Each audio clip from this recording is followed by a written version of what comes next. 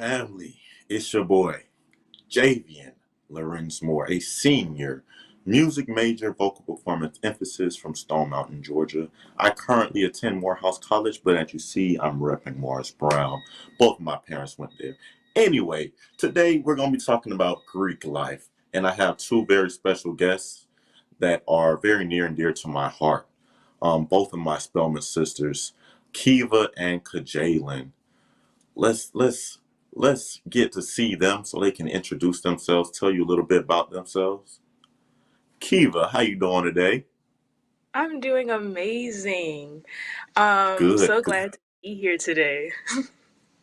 good. Can you introduce yourself and let people know something about you and let them know what organization you're representing today? Well, if you can't already tell, I am a member of Alpha Kappa Alpha Sorority Incorporated, and I am a senior comparative women's studies major, public health minor, coming to you all the way from PG County, Maryland. Pretty Girl County. Come on. All right. Kajalin. Yes, thank you all for having me on. My name is Kajalin Kirkland.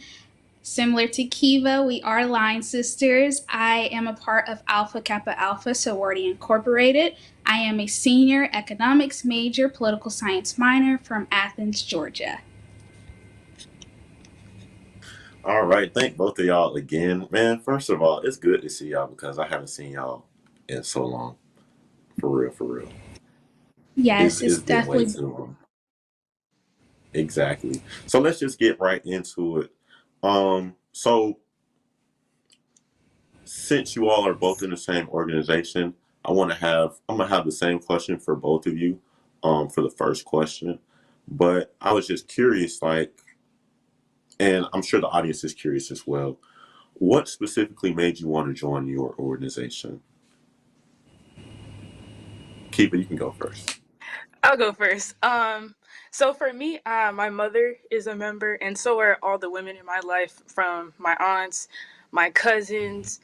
Um, Actually, back home, I live with my aunt and my cousin, who are both members, and so really, I just grew up, and that was the only lifestyle that I knew.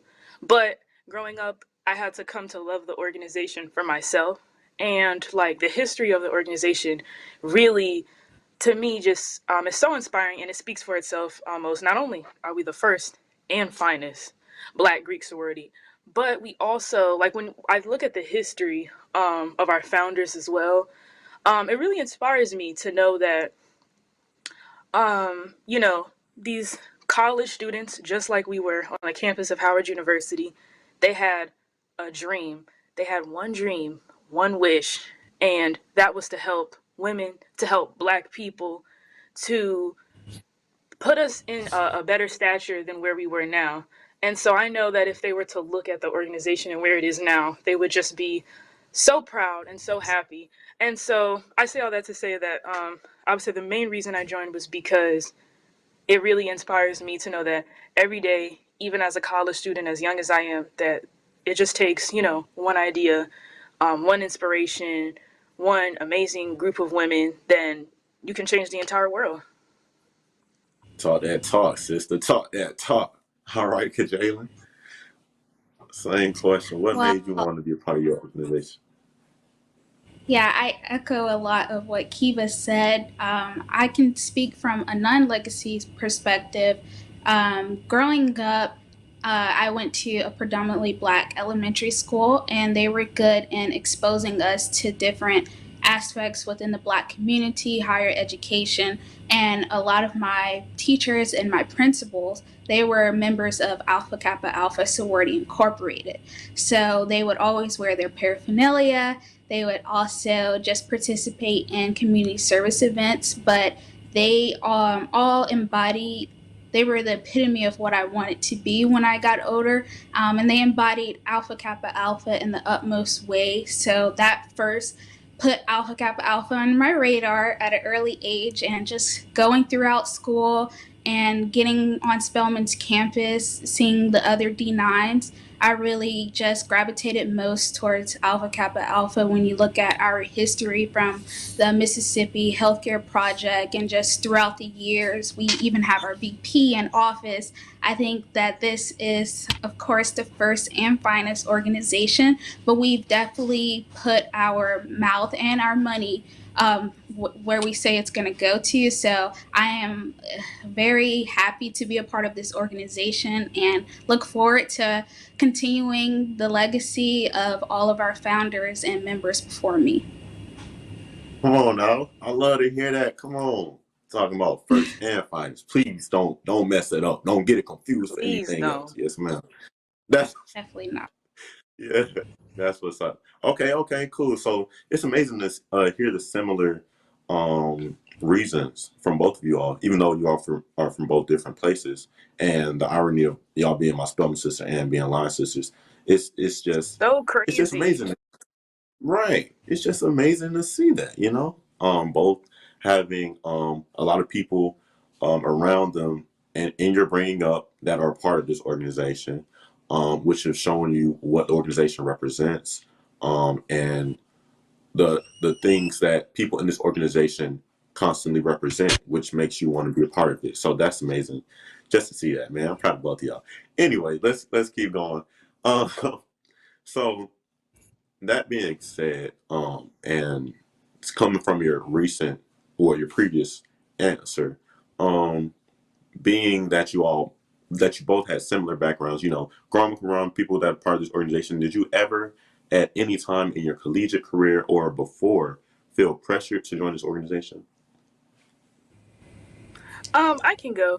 I would say even though I am a legacy, I never ever felt pressured by my mother or my cousins or anyone to become a member at any point in time. Like I said before, this was something that I had to grow to learn to love myself, because I have tons of friends whose mothers are also AKAs, or whose mothers might be Deltas or Zetas or whatever, and they decide to either do something totally different or just not be Greek at all.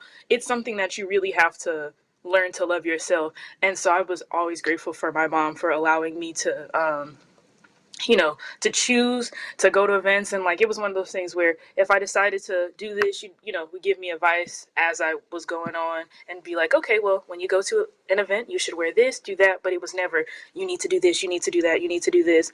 And I think it's definitely important that no matter what, you always have to remember, like, at the end of the day, this is a lifelong decision, and you have to really come to love this organization for yourself. Because if you do it for the wrong reasons, if you do it for other people besides yourself, again, this is a lifelong decision.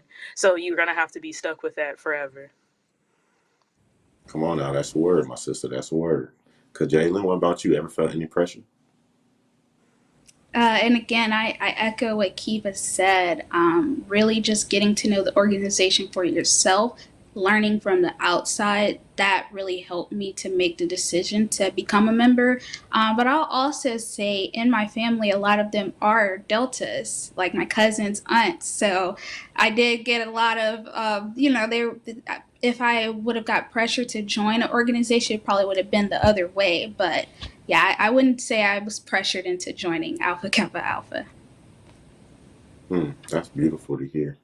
You did this because you actually wanted to do it, because you knew this is what you want to do for yourself. And just like both of you said, this is a lifelong commitment. This ain't no play place, not nothing that you can just do in college and then just hop off when you graduate. And I feel Yes, like this that's is not something. this is not like the environmental club or the cooking club where you can choose to jump in and out of it. This is a lifelong commitment.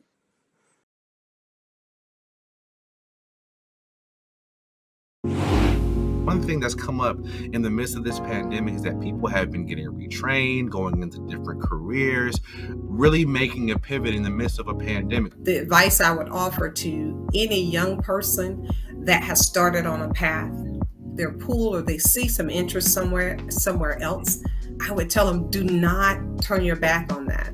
I started off as a receptionist, $7.50 an hour. Mm-hmm. And I don't make $7.50 an hour now.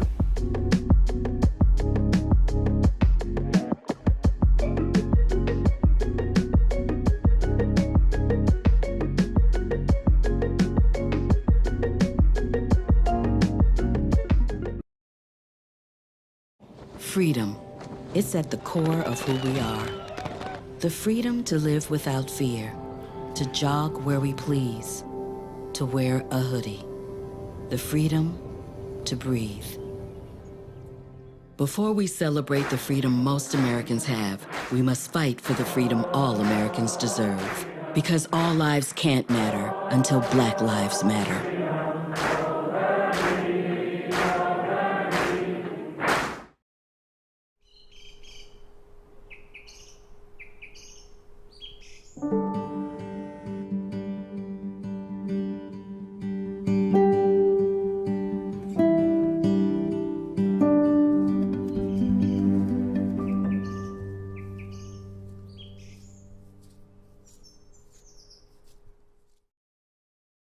Being on the other side, as far as actually being a part of the fraternity versus wanting to be in the fraternity beforehand, what would you say? Actually, let me rephrase that question. Would you say that your outlook on your environment is different because you're actually in what you want to be in versus actually wanting to be in and not achieving that goal yet? Does that make sense?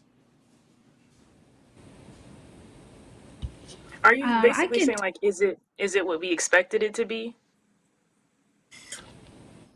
In a way, but not only is it what you expected it to be, but I'm asking like, what is the difference, if there is any difference? So, Oh, yes to the okay. question. All right. Okay. Okay. Yeah, I'll definitely say from the outside, you're only exposed to so much, and actually being in the organization now, you're exposed to everything. But if it's I joined the organization expecting to be involved and participate in the community service and our projects. So I am doing that currently within the organization. So I would say it is what I expected. But like Kiva said, this isn't just like environmental science club. This is something that is very serious. So the work, I'll say that the work is very serious and it takes time and dedication. So.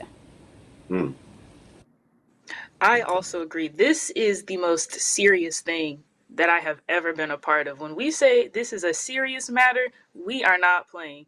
Everything we do is for the community. It's for each other. It's for sisterhood, and those are things that we all take very, very seriously. And so I would say before. Kind of like what Kajalin said before, a lot of people, they only see the strolling. They might see a table at market. They might see the jackets. They might see the pink and green. But a lot of times they don't really know the work that goes behind it. They don't know that that's really, the more fun parts when there's a lot of like business that we actually do. And so just like Kajalin said, being that I came into this wanting to do work, expecting to do work, I definitely am. I'm serving on a few different committees that I absolutely love. And I would just say overall, I'm just very like excited that I finally like get to do the work that I've like been wanting to do for a long time. So yeah, I would say for the most part, it's definitely what I expected, but still every day because we are only 6 months in. Every day I am learning new stuff about the chapter, about the organization. It really is like a growing sort of process. And what I'm finding out from our older members is that that learning kind of never stops. Is that you're always learning new stuff, always, getting new updates on what the organization is doing. So I'm also very excited for that in my future as well. Mm, as you should. And I feel like both of y'all hit on a very important point of growing where you sow, and the fact that you both are choosing to sow into this organization, yet you see that you're continuously growing from it, is a beautiful thing to see as well. Um, old folks say, they have a saying like, once you're done learning, you're done living. And I feel like it's important for the viewers, for all of us to realize that not only in joining fraternities or sororities, but in life, that it's important to recognize that it's okay to learn, it's okay to grow. And coming back to sororities and fraternities, there should be nothing different. Like, growth is a consistent thing and growth is a positive thing. So thank you all both Thank you both for your answers on that one. And another thing that I want to get to is sisterhood, just like you mentioned, Kiva. In what aspects have you seen? Um, this can be directly related to your specific chapter, or it can be related to the organization as a whole. But in what instances have you seen um, the most powerful amount of sisterhood, or at which instance was sisterhood most prominent to you since you've been a part of this organization? Wow. So I would say even before I became a member, the sisterhood of Alpha Kappa Alpha was something that has always been present in my life. Like I said before, my mother was a member. So I remember when my father passed, I just remember her line sisters and her sorors and people from her chapters from when she had lived in multiple areas, cities throughout the United States, how they would fly in and come to like help her and support her. So even Wow. before I was a member at 12 years old, that was something that I was exposed to, was the sisterhood. So now to be a member and to kind of be able to provide that same sisterhood for other people, it's just so amazing. And I would say, even though we are 6 months in, the sisterhood really has already impacted me in such a way. I would say there are like things on campus and like spaces that I'm able to occupy solely because my sister has put me in a position to be able to occupy those spaces. Um, Mm. there are times when I mean, even down to just something simple like needing a ride, like when you have somebody there who really just wants to support you and wants you to be the best you can be. There are times when, I get on the phone and I laugh with my line sister. I get on the phone and I cry with my line sister. It's just you have these people, and I'm the only child, so it's just this amount of sisterhood is something that I have never experienced before. And again, going back to the last question, this was something that I could have never dreamed to be in my life before. Like the powerful amount of sisterhood that I feel with this group of women, and I'm sure Kajalin can say the same thing. Hmm. Yes, I definitely agree with Kiva. I'll say going to Spelman, that's a sisterhood in one. So you have your sisters there, but being a part of Alpha Kappa Alpha Sorority Incorporated, that's another sisterhood that I'm blessed to be able to experience. There is a long history, like within our chapter, Mu Pi, women reaching out to me, just willing to help me more than, some people that I've been having relationships with for almost years now. Like, I find the sisterhood, especially when you look at networking, it's very powerful. They're willing to, put your name out there, put your resume out there, help you to get into rooms where you may have struggled or probably could not have gotten into without them. And then always, being out in public, seeing your soror with pink or green, or AKA Nelia, that's always amazing. You say, hey, soror, and she's willing to just stop what she's doing and talk to you for however long and catch up. So I definitely appreciate the sisterhood that Alpha Kappa Alpha has really granted me. It is a love like no other. This is something that is forever. So really appreciate just having those sisters always willing to do any and everything they can for me.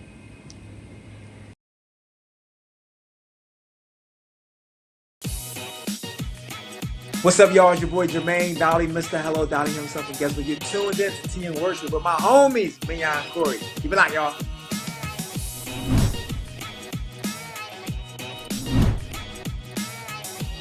Hey, y'all, it's Candy West, and you're watching Tea and Worship with Mignon and Corey.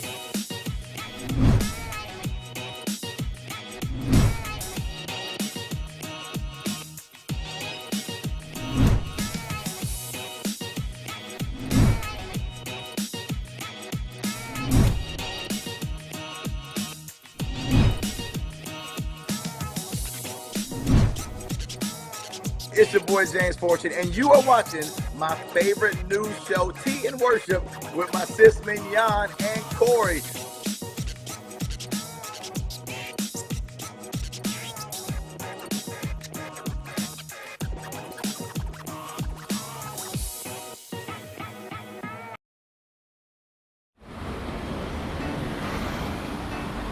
Hey, let's check out this park.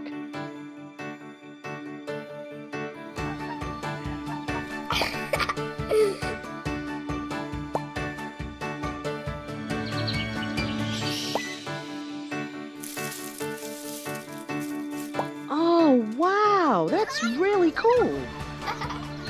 To find a great local park or forest near you, go to discovertheforest.org.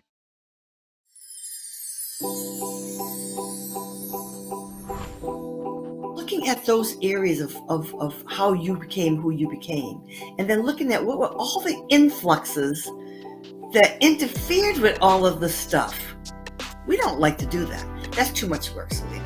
Sometimes you have to take it in small pieces, in small fragments. You can't just run through it and say, okay, let's merrily do this work. It'll be fun. No, it's not fun work. It's painful. But we have to do it to get through it.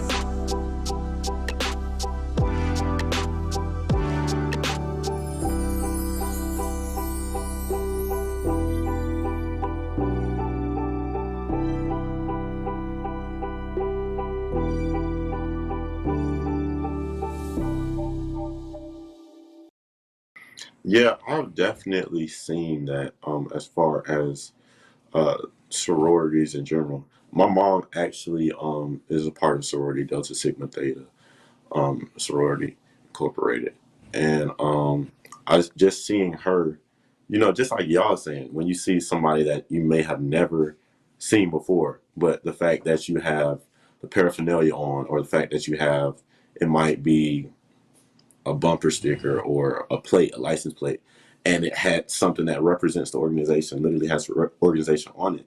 And there's like, it's amazing to see the instant connection that is there.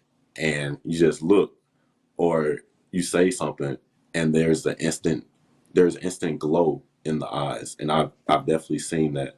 Not only with her organization, but your organization as well on Spelman's campus. Definitely saw this. I've been seeing this this semester. Obviously, wish we could have seen it more, but the pandemic kind of took it away. But definitely have been seeing it on this campus. That being said, and speaking on the pandemic, do you all feel like the fact that it's all of our senior years, okay, and then the fact that, just like the point that both of you just made, you all did just join this organization 6 months ago. Do you feel like the impact of the pandemic has made it more forefront to take advantage and to um, take each opportunity that you have with your organization, or expanding your organization, or your networking in general? Do you think that it has expanded that? I can go. Okay. I think it definitely has expanded.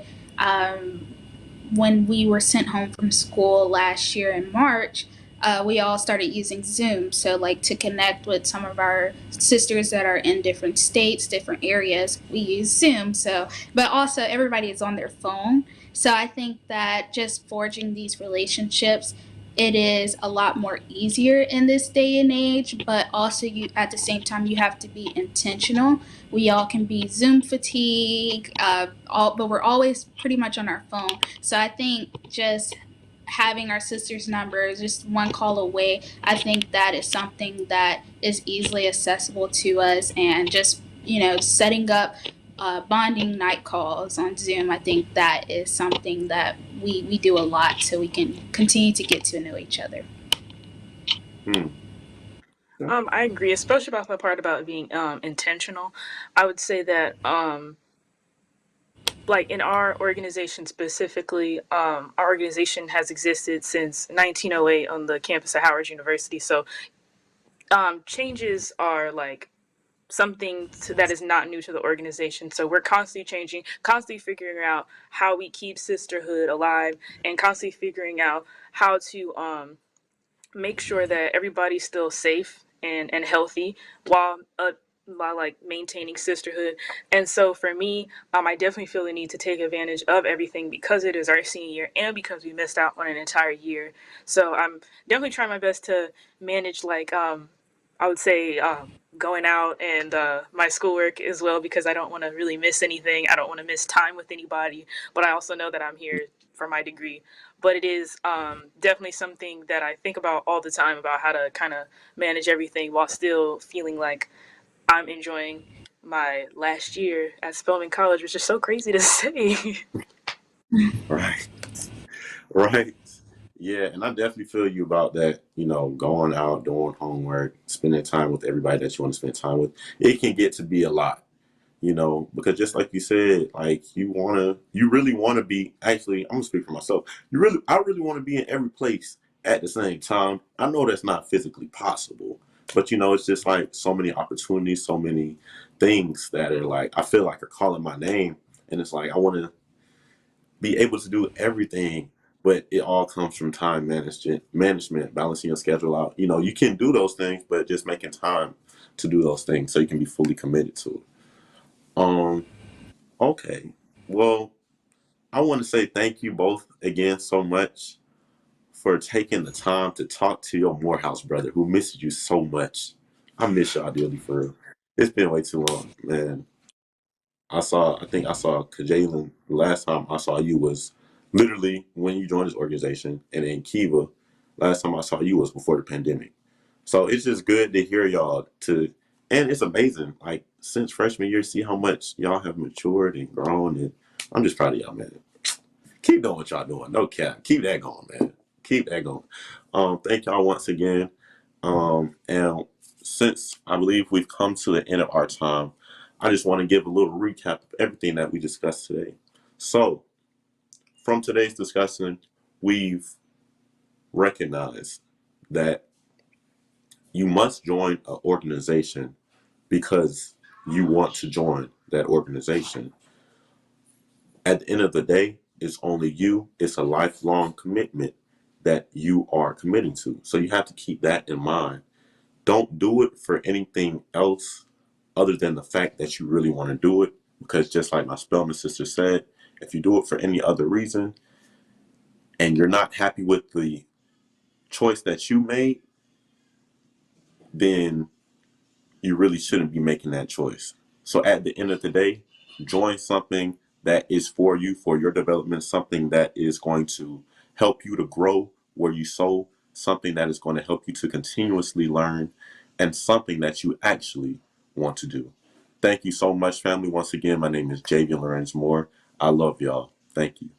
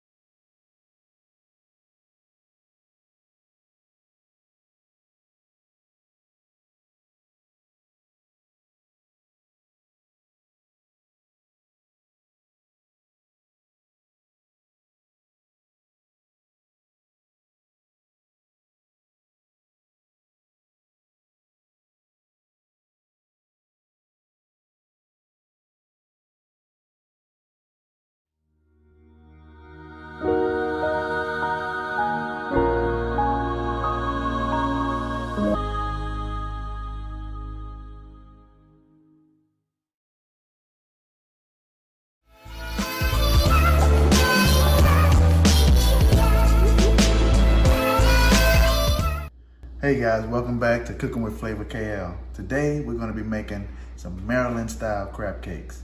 What we have here, we have half a pound of lump crab, 1 egg, 3 tablespoons of breadcrumbs, 2 tablespoons of finely chopped parsley and scallions, 1 teaspoon of Old Bay seasoning, a half a teaspoon of Dijon mustard, 2 tablespoons of mayo, 2 tablespoons of red bell peppers, and a teaspoon of Worcestershire and lemon juice. So those are the ingredients that you're gonna need to be able to get your crab cake going, okay?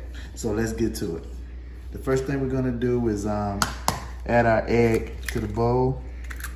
And we're gonna whisk this egg. And then we'll add the rest of it. Okay, so I've added my egg, the Worcestershire sauce, and the lemon juice to the bowl. So we're gonna just whisk that together real good, and then we'll start adding in our ingredients. So this is our mayo and mustard going in. It's a real simple dish to make, but the secret to the crab cake is making sure we get the crab cake done, get it in the refrigerator overnight so that we can get it to make the form, so when we cook it, it don't fall apart. Okay, so that's what we're doing tonight. You won't actually see me cooking the crab cake tonight. This is the prep work before we cook the crab cake.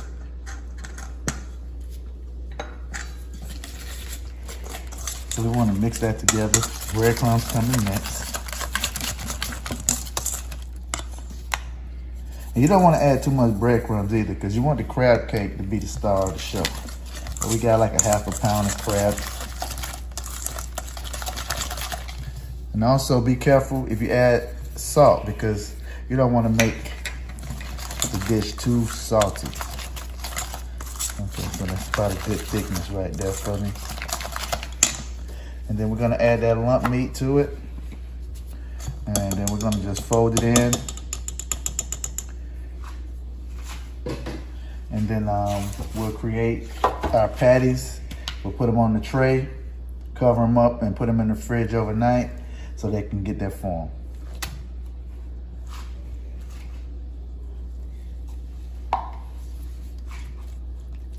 So like you want to just do is break this up. You don't want to really beat it up. You just want to fold your crab meat into the mixture. You still want to have those big chunks of lump meat when you're biting into that crab cake.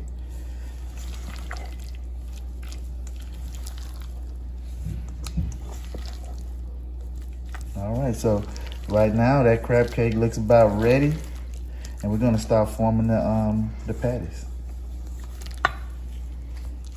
All right, guys, so we're back, and as you can see now, I'm scooping the mixture out onto a baking sheet that's already been kind of pre-wrapped with some saran wrap. Now what I'm gonna do right now is make these crab balls here and get ready to put them in the oven. In the refrigerator, so they can set overnight. And then we'll come back in the morning with the next steps, which is our dredge, our flour dredge, an egg dredge, and then our panko. And then we'll fry these down. Okay guys, as you can see, we got our crab cakes laid out on the cooking sheet. We're gonna cover it with the second layer of the wrap. And what this is gonna do is kind of trap in this air and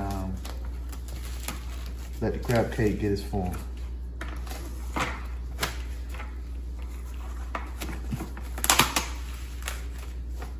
We'll just press that down in there.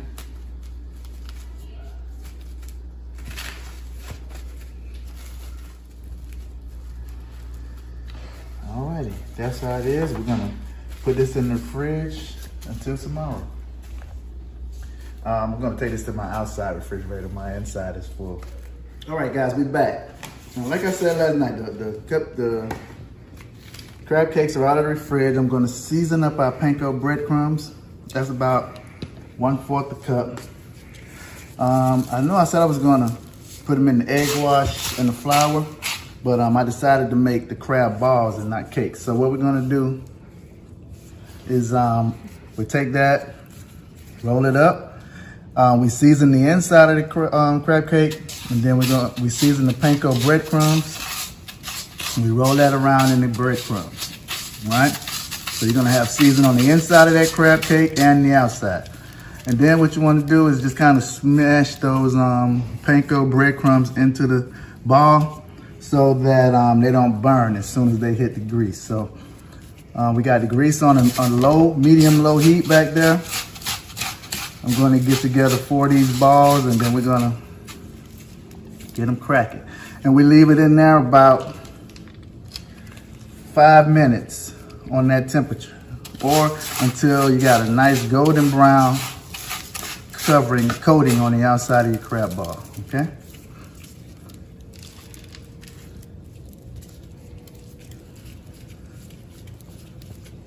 We make a nice ball, cover it up with the panko,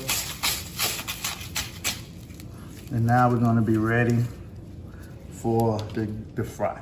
Okay, so we over here at our oil. We're gonna put our crab cakes in.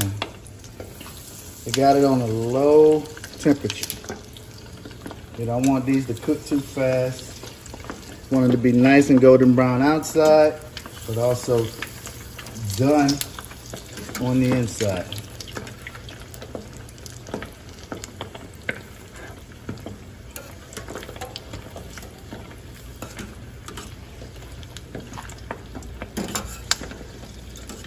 And like I said, we're gonna do these for about 3 minutes.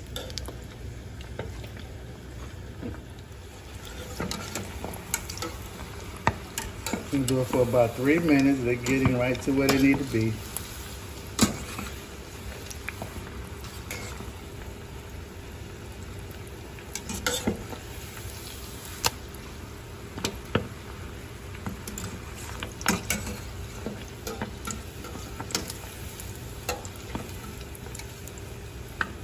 Yeah, I'll be back when we take them out.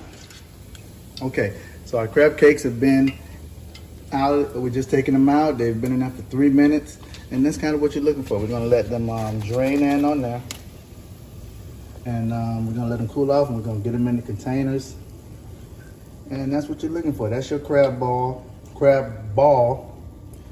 and man, they are mighty delicious.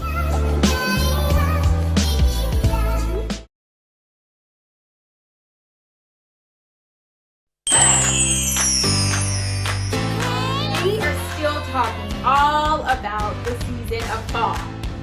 Hey, Miss Cam. Hey, Miss Cam.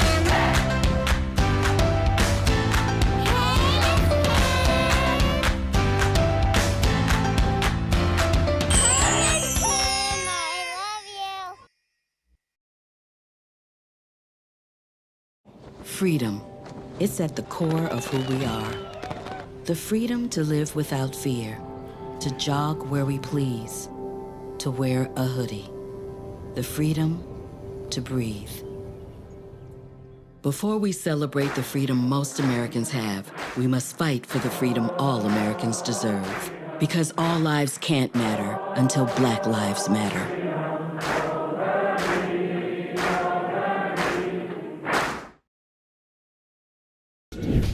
Well, you might not be popular, but my favorite character is Celestial because one of the quotes that I wrote down in the book that kind of stood out to me was, "Love is the enemy of sound judgment."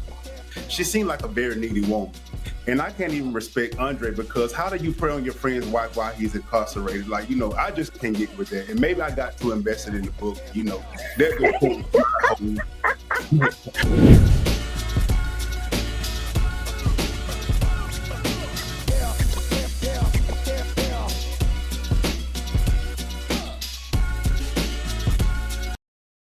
Today we're going to be cooking my wife's favorite, blackened salmon. Now, every time we go to Old Charlie's or whatever, that's what she gets, this cedar plank salmon. So today, we're gonna be recreating that.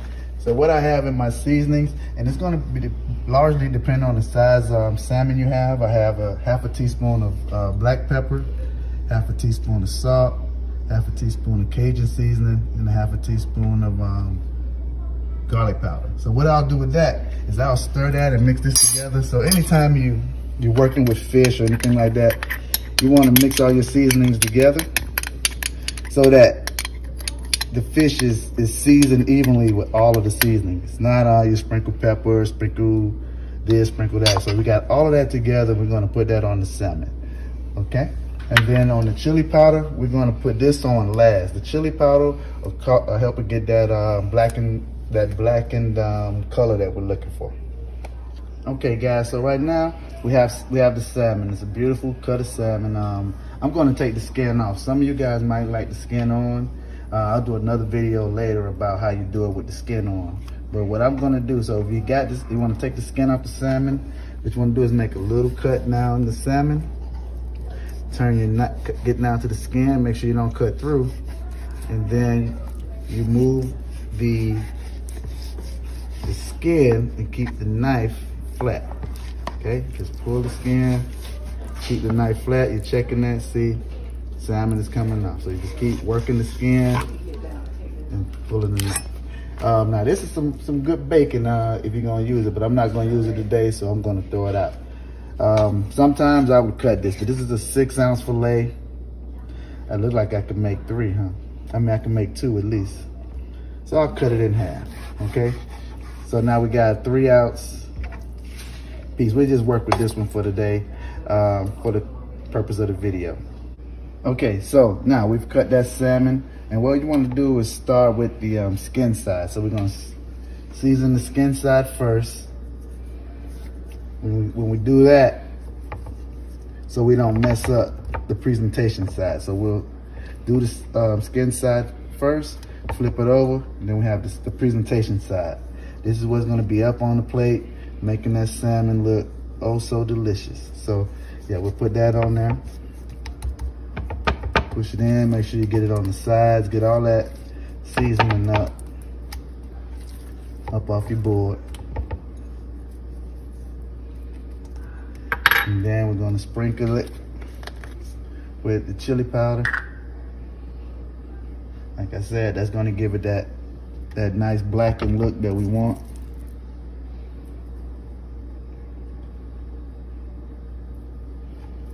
Okay, so now we're gonna get our cast iron skillet screaming hot. We'll add some olive oil to the pot, and then we'll get the sear on this salmon. We're gonna cook the salmon about 90 seconds per side, and then we're gonna put it in a 400-degree oven for about eight minutes or so.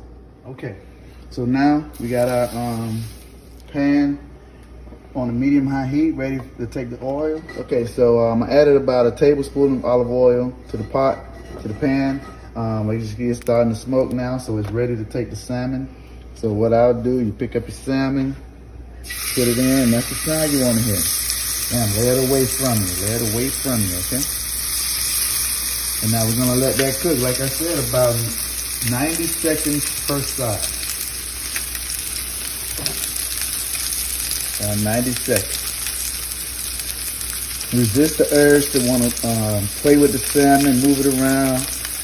Let this cast iron pan do the work for you. Now you can press it down a little to make sure you got maximum contact with the pan, so you can get all of that nice sear on that meat. Okay. You can see it's starting to get done. You can see the doneness around the edge of the meat.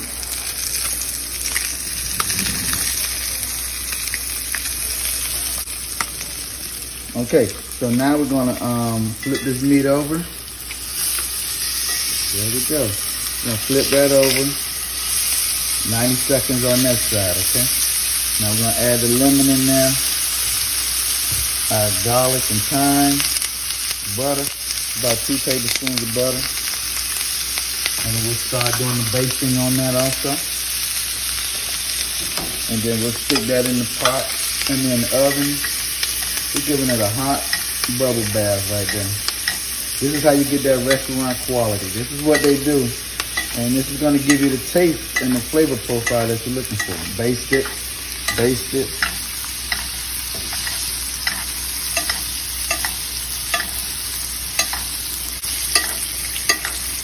All right. So now what we'll do is we'll put this in the oven for about 6 to 8 minutes, depending on the internal temperature. You want to get that internal temperature around 135, and your salmon will be done. But look, please don't overcook it. Don't dry it out.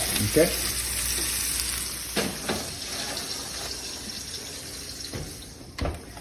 All right, guys. So we have our salmon. It's about ready to take out the oven. Look at that. All right, there we go. That's our finished product. That's our blackened salmon.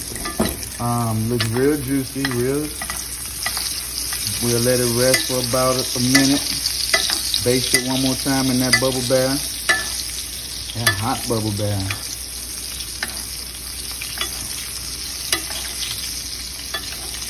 We'll let all that moisture pull back in there. We're gonna let it rest for 1 minute. We probably got about 40 more seconds on the rest. And then we'll pull it out and cut into it.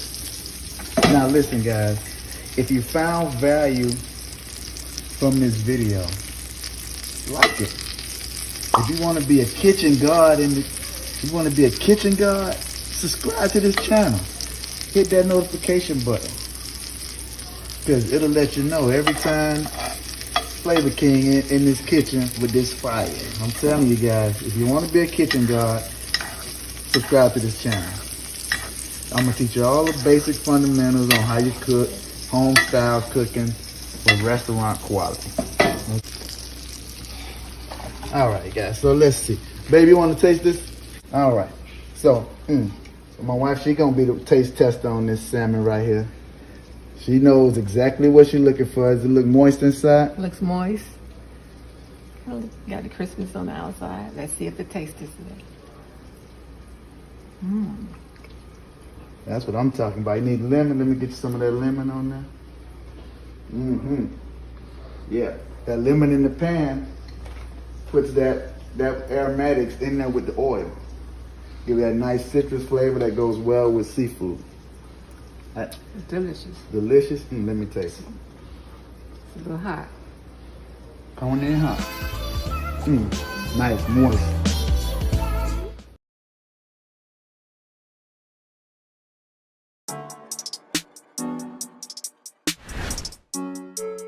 Why do you think these men don't want to get married? It really depends on an individual's why for getting married. A lot of the things that make a man good are kind of intangible. And his credit score shouldn't be the metric for what makes him good.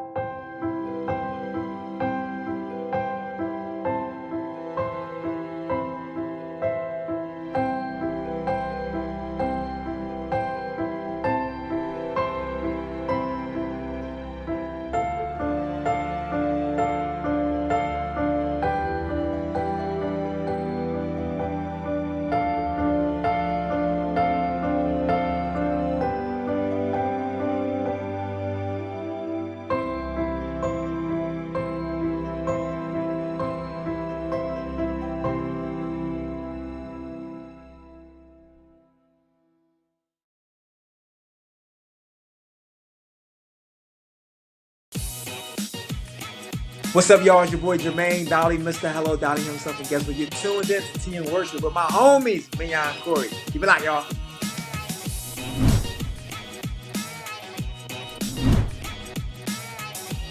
Hey y'all, it's Candy West, and you're watching Tea and Worship with Mignon and Corey.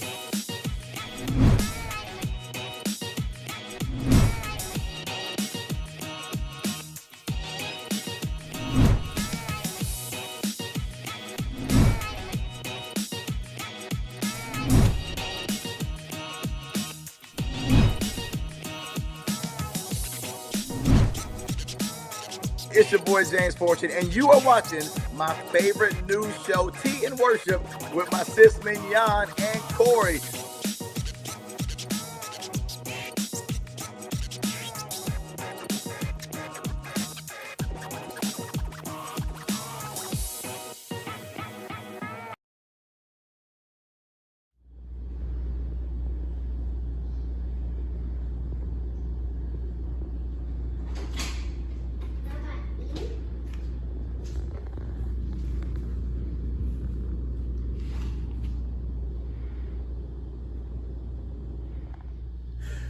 What's up, Flavor Gang, and welcome back to Cooking with Flavor KL. Today, we're going to be making some key lime cupcakes. So here's the ingredients. We have one 15-ounce box of Duncan Hines lemon cake mix.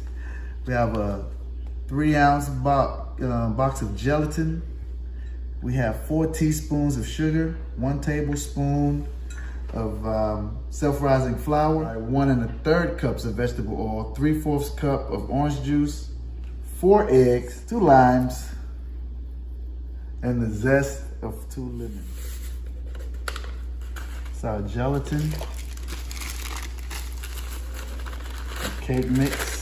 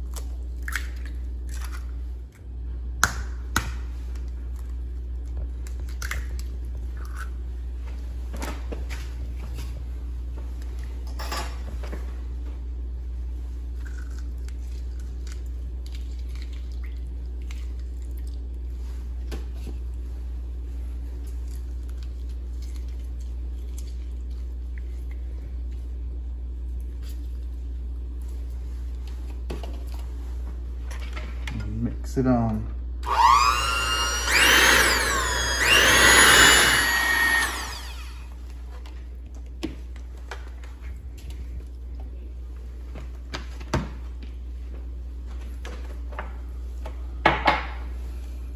Okay, gang, look, we're gonna put our cupcake filling into the liners. I'm gonna use 1 teaspoon plus a small ice cream scoop to get the perfect amount of flavor into your linings, okay? Where you're not spilling over, but you still have more than just a small little cupcake, okay? So we'll probably make about a 2.5-inch cupcake. I'll show you a couple of these, and then I'll come back and do them all. So I'll put in a teaspoon of the mix, and I'll do that all the way through, all 24, and then I'll come back with my ice cream scoop.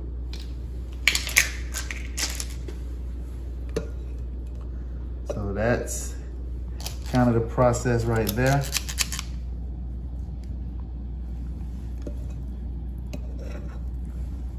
Scoop it in. So I'll do the remaining 22, and when I come back, we'll go into the oven.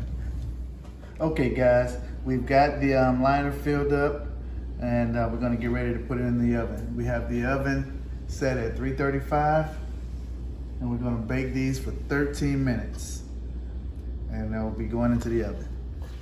Okay guys, as you can see, the cupcakes are out of the oven, and we're getting ready to make the icing for the cupcake. We're gonna make a lime flavored icing. So I'm gonna add about, I'm gonna add 1 stick of butter.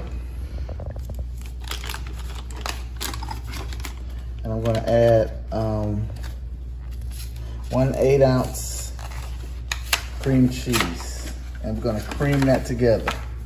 Once that's done, I'll add half of the confection sugar, some vanilla. I'll zest the lime, and we'll put the icing on the cupcakes. We'll be back. All right, so we're gonna add we're gonna make some cream cheese icing. We're gonna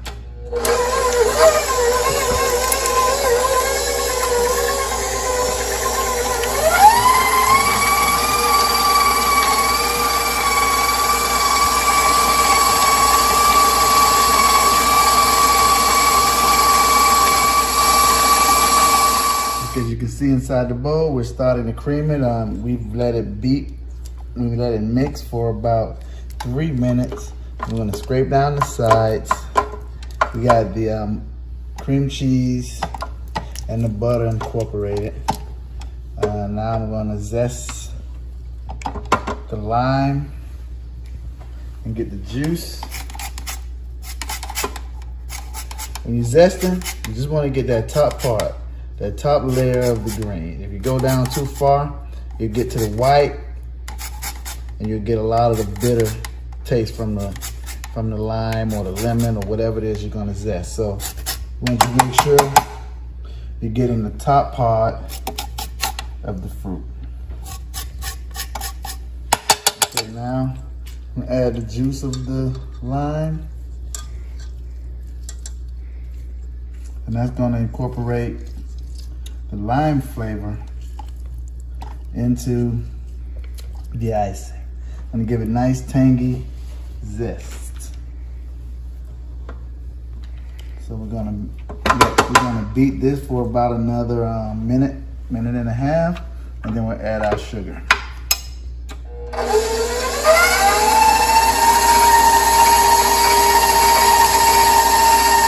That's just about a minute and a half. We're gonna scrape down the bowl again, and then we're gonna add our confection sugar into the mix. We have that butter, cream cheese, the lime zest, the lime juice, all incorporated into that butter and cream cheese mixture. I'm gonna pour about a pound of the confection sugar in. We can add it a little bit at a time. I don't want to give you a dust storm, so we'll add it in a little bit at a time.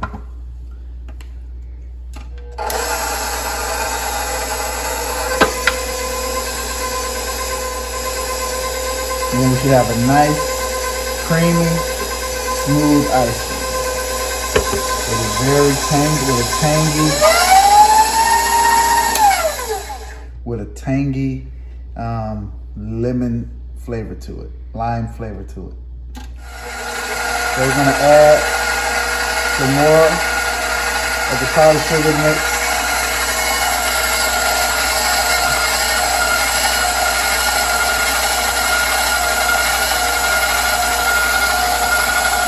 All right, that's about half of that. That's about a pound of the icing right there. We're gonna let that mix for about 3 more minutes, and then we'll add the vanilla. Okay, now we got the icing done. As you see, it's creamy and smooth. We're gonna add about a teaspoon of vanilla to that, and we're gonna let that paddle stir that in for another 35 seconds, and then we're gonna be back to icing our cupcake. I'm gonna place the icing into a piping bag with a tip, and we're gonna put the icing on the cupcake. Okay guys, so I'm gonna come out now. I'm gonna put the icing on the cupcakes. Got my piping bag and my tip on. I don't remember the number on the tip right now, but once I'm done, I'll put the tip in the description.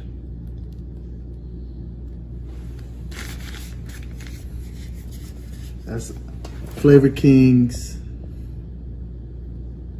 original cap on the cupcakes. Okay, so after we do these, I'll be right back with the finished product. Thank you. All right, final product done. There you go, Flavor Gang. See you next time on Cooking with Flavor KL. Peace.